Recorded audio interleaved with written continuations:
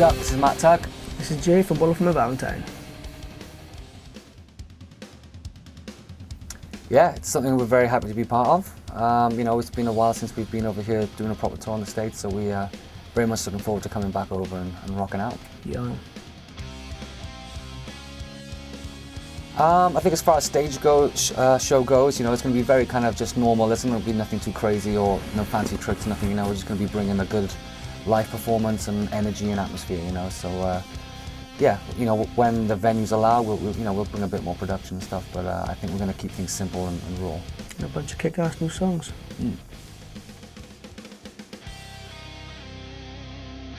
We've toured with Halestorm about a year and a half ago in the States. Yeah, we took them out on tour, so they supported us. So we've had a relationship with those guys for a long time, and just happy to have them back out with us.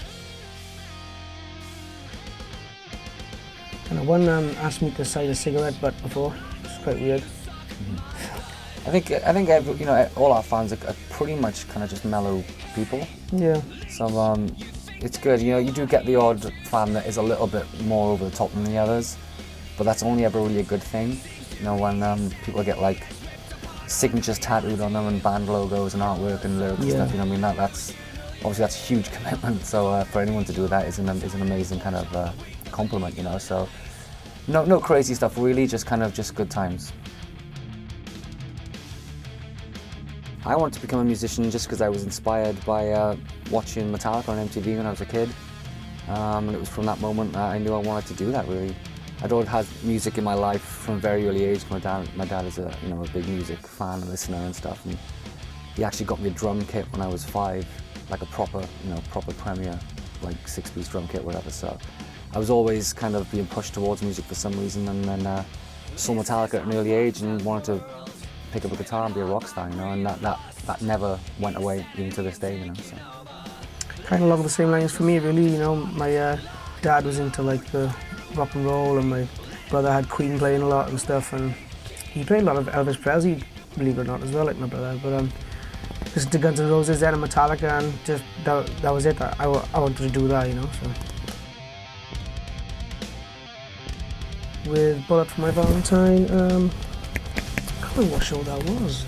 It's a different, yeah. I mean, it's a long time there's ago. probably a debate of what our actually first show ever was with Bullet, really. But I don't know. I think I think the first ever little tour we had was in 2004 with a band called 36 Crazy Fists. Yeah. So I would class that as the first proper shows we ever did with Bullet. You know, they were only kind of small UK club shows, but up until that point, you know, we still hadn't signed the record deal. You know, no one knew who we were.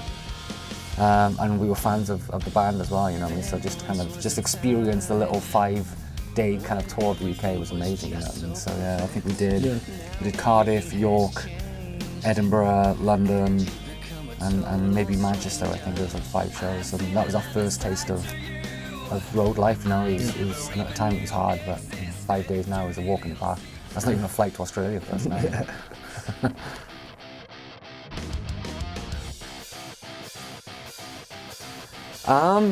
Yeah, it was you know, it was good. It felt good, you know what I mean? It was like everything that happened for us back in the early days, you know, getting the record deal and then obviously finding a team around us, management and agents and stuff like that.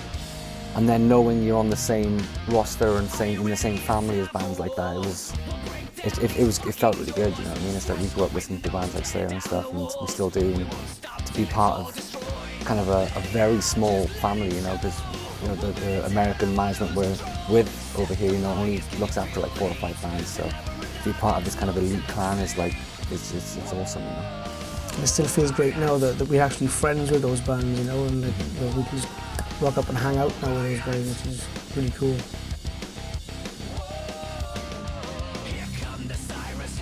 Just extra kind of extra songs, really, you know what I mean? There's going to be some live tracks on there from BBC sessions we did back home in the UK, so you know, some covers and some live tracks and stuff like that. So there's some extra stuff, isn't there? There's a bonus track on there as well, which is not on the regular record, called Not Invincible, which is something we just kept back for that, you know what I mean? So just to make it a little bit kind of more enticing package for people to go out and buy it, you know? Not really, yeah, not that I can think of, but The time when the Metal Hammer was, you know, when I was late to stage. Yeah, basically, like a few years ago, we were invited to play at Metal Hammer Awards in the UK, and we were about to go on stage, and Jay decided that was the right time to go to the toilet, for number 2. And I missed the whole intro. So he went upstairs to do it quick, but they were early going on. The intro tape just came on. I was like, oh, I guess we're going on. And then he still didn't come back. And I was at the full flight of stairs. And we just kind of played the first half of the first song without a bass player. Just ran on quickly. The show must go on.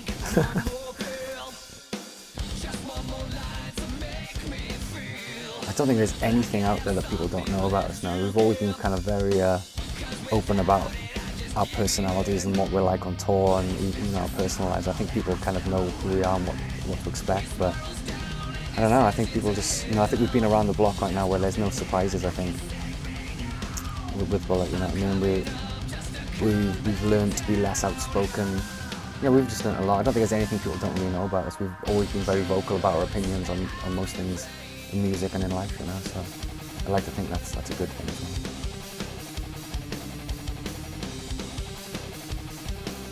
I definitely think there's a healthy scene at the minute, there was a bit of a lull, which we totally took advantage of in a way, I guess, because for like about 3 or 4 years there was nothing really breaking out of the UK apart from us, and we were kind of just at the top of that tree, and I'd like to think we still are in our world, but there are a lot of other bands kind of making headway over here stateside, like Young Guns, for example, so they're doing very well at radio, and back home in the UK, they do decent shows now, and I think with a couple of more years of hard work and touring, and just as long as they keep producing the quality material they do, things are looking good for those guys, so yeah, hopefully some of the best.